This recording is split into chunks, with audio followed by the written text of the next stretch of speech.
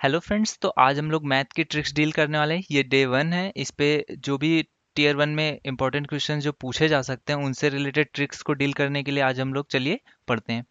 तो पहला क्वेश्चन जो फ्रेंड्स है ये टाइम स्पीड एंड डिस्टेंस से रिलेटेड क्वेश्चन लिया हुआ है, पहला क्वेश्चन। तो चलिए पूछते हैं, देखते हैं क्या क्वेश्चन पूछ रहा है। देखिए क्या बोलता है कि एक रेलगाड़ी स्टेशन ए से जैसा कहे उसको फिगर के फॉर्म में ड्रॉ करते जाइए। 7 यहाँ पे, सॉरी 60 होगा, ठीक है।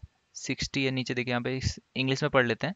ए train runs from station A with speed of 60 kilometre per hour, ठीक है। एक स्टेशन ए से किस स्पीड से चल रही है? 60 किलोमीटर पर आवर से चल रही है, ठीक है। और क्या बोला गया है कि दूसरी एक second train runs with A speed of 84 kilometre per hour, ठीक है। जो सेकेंड ट्रेन है वो बी स्टेशन से कैसे चल रही है? 84 किलोमीटर की रफ्तार से चल रही है। अब आपसे क्या पूछा गया है? If the second train ran more 120 kilometre than A, यदि जो दूसरी ट्रेन है वो 120 किलोमीटर ज्यादा चली हो ए के कंपेयर में, ठीक है। तो बी कैसे कितना ज्यादा चल गई है? 120 किलोमीटर ज्यादा चली हो ए से।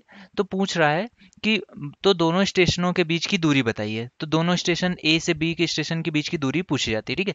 तो अब ये क्वेश्चन बहुत लेंदी हो सकता है। अगर आपको कॉन्सेप्ट थोड़ा बहुत पता है तो आप टाइम लगाएंगे ही लगाएंगे। अगर आपको इसकी शॉर्ट ट्रिक नहीं पता है, क्योंकि ये क्वेश्चन पूछा जाता है और इसका आपको आंसर 2 से 3 सेकंड अगर लगेंगे, अगर आपको ये कॉन्सेप्ट इसका पता है तो, ठीक है।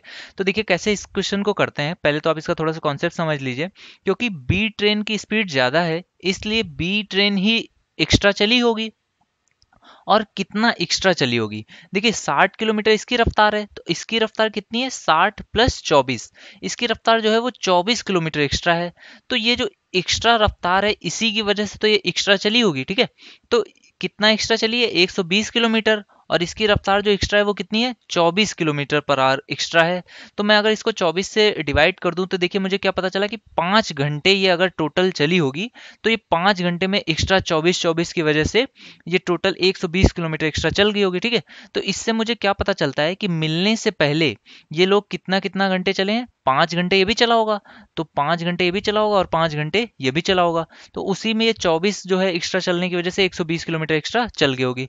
तो इससे मुझे पता चला कि मिलने से पहले दोनों ट्रेनें कितना 5 घंटे चल चुकी हैं, ठीक है। तो अब क्या पूछ रहा है? दोनों स्टेशनों के बीच की दूरी बतानी है। तो अब मैं क्या करूं? सीधे से देखिए इसकी रफ्तार कितनी है? 60। इसकी रफ्तार कितनी है? 84।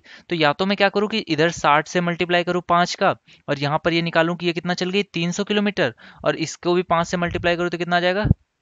पाँचों को 20 के 0 2 हाथ से लगा, 8 5 40 और 2 42, तो 420 ये एक्स्ट्रा चल चुका है। सॉरी 420 किलोमीटर ये चला होगा और चार ये 300 किलोमीटर चला होगा। तो इनके बीच की दूरी कितनी आ गई? 720। या तो इस तरह से करूं या फिर मैं क्या करूं कि ये दोनों ही चले हुए हैं, तो इन दोनों की नेट रफ्तार कितनी है? तो 84 और 60 कितना हो गया? 144। और कितने घंटे? 5 घंटे चले हैं। तो मैं सीधे से इसको मल्टीप्लाई कर लूं। अब देखिए 5 से मल्टीप्लाई करना तो आप क्या कीजिए, 2 से मल्टीप्लाई और डिवाइड कर दीजिए। तो ये कितना हो गया? 10। तो इसको आप 2 से काट देंगे तो ये कितना आ जाएगा? 72।